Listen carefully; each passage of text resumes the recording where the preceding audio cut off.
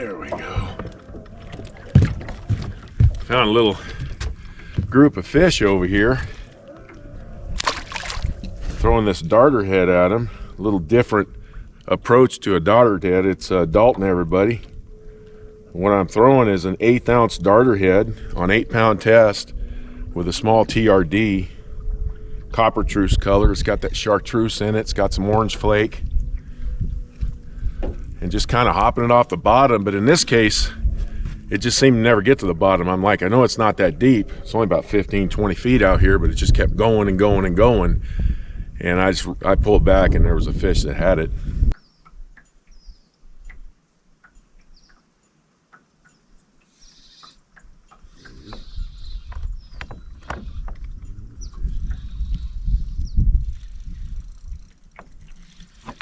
There we go. If I don't trip. This one here was pretty shallow. He was right up against those rocks. Seems to be a little bit of a pattern getting some of these up on these rocks. Don't get me hung up, buddy. Yeah, that's a nice fish right here. That's a nice fish right here. All right, come here, man. There, come here, buddy. Come here. Okay.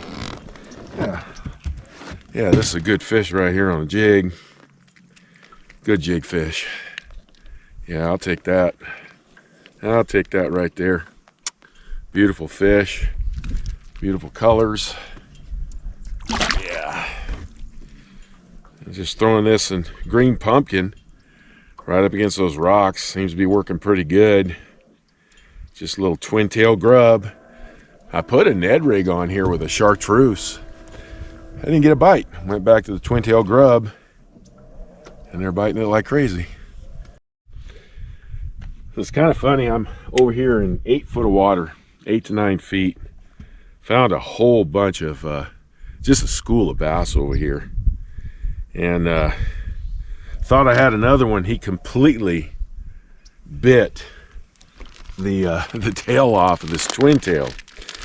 Now, for now, I've been buying these twin tails. That's about ready to change. In about 2 weeks, ordered it yesterday. In about 2 weeks, I'm going to be making my own.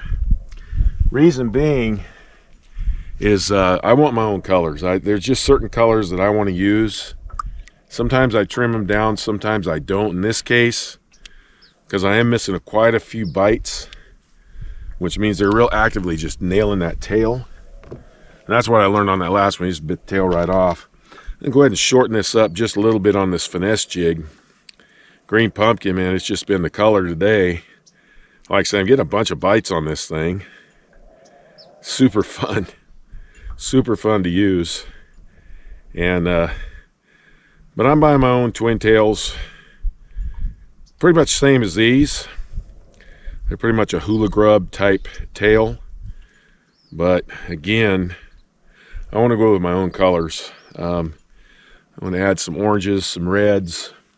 Especially red. I like red in the winter time, and I think putting red on that brown jig could be a pretty good combination. But there's some other things I'm going to be working with as well. Chartreuse, some different colors, but right now I need to keep fishing because they're over here biting pretty good.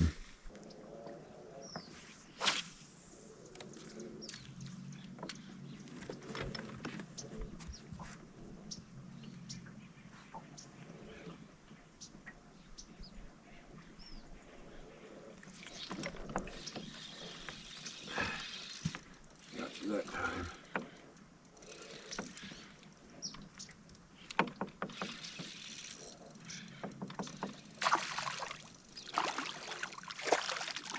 Got you that time. Like I said, I'm getting a bunch of bites on this jig, but every once in a while I'll miss them. They're pretty chunky over here. This is a pretty good sized fish right here. Not bad at all. This is a good one here too. Come on up here, buddy. Yeah, that's a nice fish right there. They're biting really good today. And some of the smaller ones, there are some smaller ones that are, I'm not even sure they're bass. They could be a little crappie or something that's really pecking away at this jig. I try to set the hook and there's nothing there. That guy there just took it. So there must be a mixture of things going on over here. It's kind of a pinch point. You got a little cove right here. Water's down, so it doesn't go back as far. You got this rocky area. You got a rocky area back there. And then there's this little channel right here, but not catching them in that little channel or that little hole. I'm catching them up here around these rocks.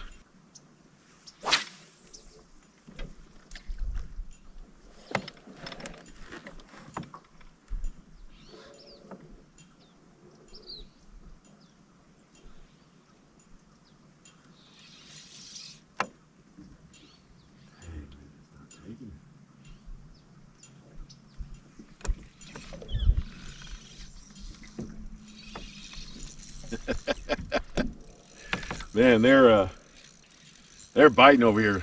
It's crazy going on right now. Almost every time I throw it, I get bit.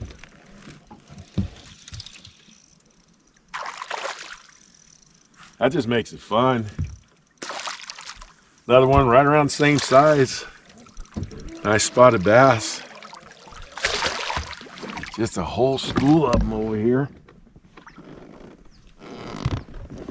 Yeah, nice chunky spots.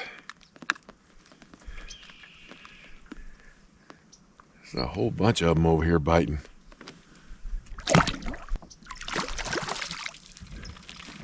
That's like 2 in a row on this darter head over here.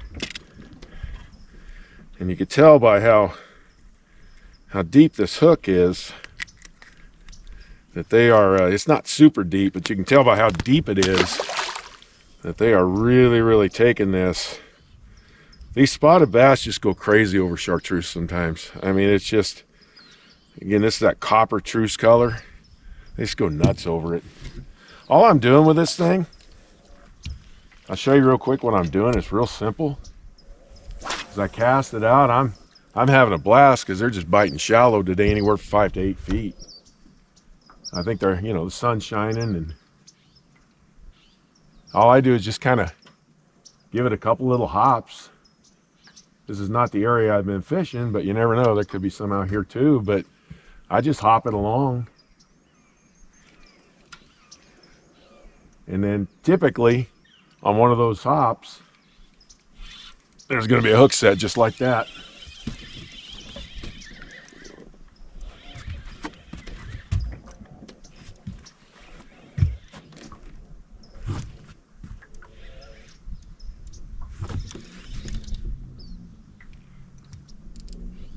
So usually on a darter head, you're using a worm, say like a 4.5 inch worm.